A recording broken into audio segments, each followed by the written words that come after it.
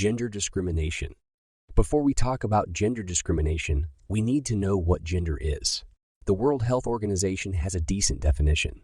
Gender refers to the characteristics of women, men, girls, and boys that are socially constructed. People can identify with the gender typically associated with their sex assigned at birth, known as cisgender, or identify with a different gender. If someone does not identify with an exclusively male or female gender, they may call themselves non-binary. Gender discrimination is the unfair treatment of an individual or a group of individuals based on their gender, and gender stereotypes are generalizations about the characteristics, behaviors, and roles that are associated with men and women. These stereotypes can be harmful as they can limit individuals' opportunities and reinforce gender inequality. For example, stereotypes about women being emotional or less competent in certain fields can lead to discrimination in the workplace and other areas of life. Similarly, stereotypes about men being aggressive or unemotional can also be harmful, as they can contribute to toxic masculinity and other negative behaviors. Gender norms have told us since childhood how different genders should carry themselves, and those beliefs follow us throughout adulthood. This means that children often associate certain jobs and activities as specific to boys or girls. Gender gaslighting is a form of emotional manipulation that makes a person question their own feelings, instincts, and sanity. For example, when a woman tries to bring up an issue of sexism or gender inequality in the workplace, and her coworker responds by saying that she is being too sensitive or that she's overreacting, this is a harmful behavior that can have serious consequences on a person's mental health and well-being. There are four main types of gender discrimination, namely direct and indirect discrimination, harassment, and victimization. Direct discrimination refers to the unfair treatment of an individual based on their gender. When faced with a similar circumstance, the victim is clearly being treated worse than someone else of the opposite gender. This may occur in a professional setting. For instance, according to a survey conducted in 2017, 42% of women have had experienced some form of gender discrimination at work. 1 in 4 women reported having a lower salary than their male counterparts doing the same job. On the other hand, indirect discrimination happens when an organization has a particular policy that applies in the same way to everyone, but which puts a specific gender at a disadvantage.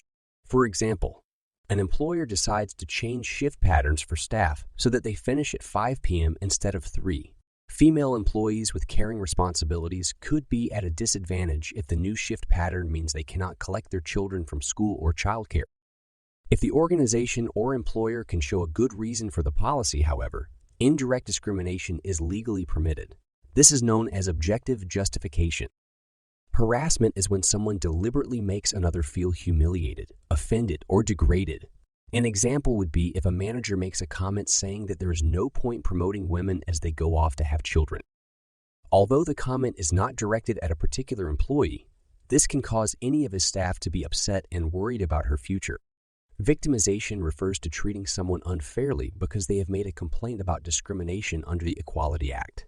This can also occur to someone who is supporting the person filing the complaint. However, the Equality Act has some exceptions that allow employers to discriminate. This is lawful if a job requires someone of a particular gender for reasons of privacy and decency. This is known as occupational requirement. For instance, a gym can only employ a changing room attendant that is the same sex as the users of that room. Transgender people and those who do not conform to traditional gender norms can face significant discrimination and violations of their human rights.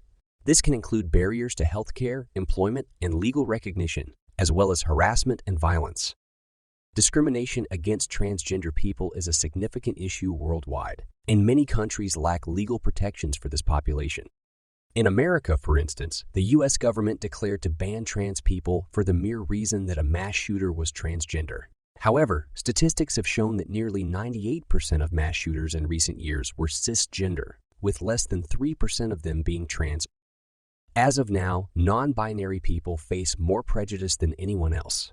This is a controversial yet almost unarguable fact. Non-binary people are considered legal citizens in only 3 European countries, namely Germany, Iceland, and Malta. This means that all other European countries do not recognize non-binary people.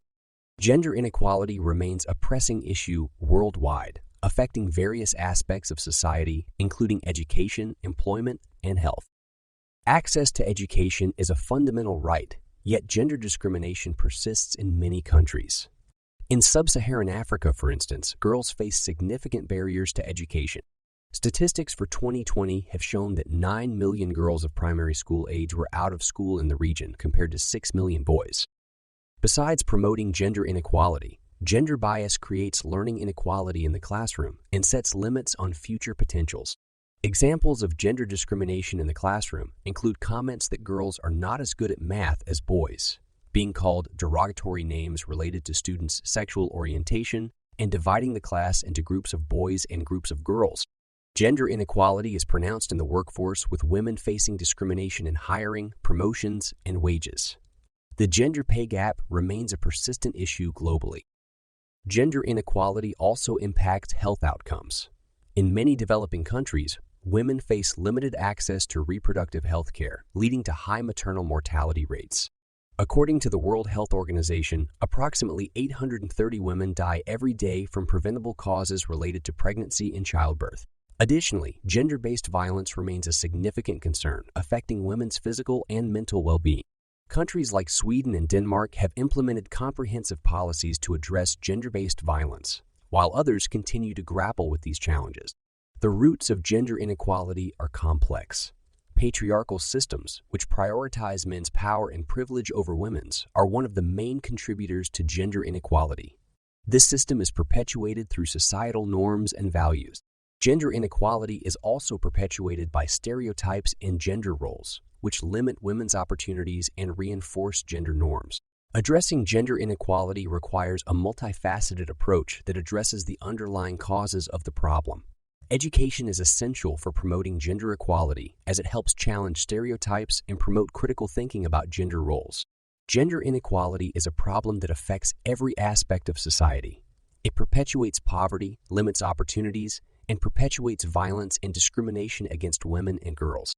Addressing gender inequality requires a concerted effort from individuals, organizations, and governments at all levels. Only by working together can we create a more equitable world where everyone can thrive, regardless of their gender identity.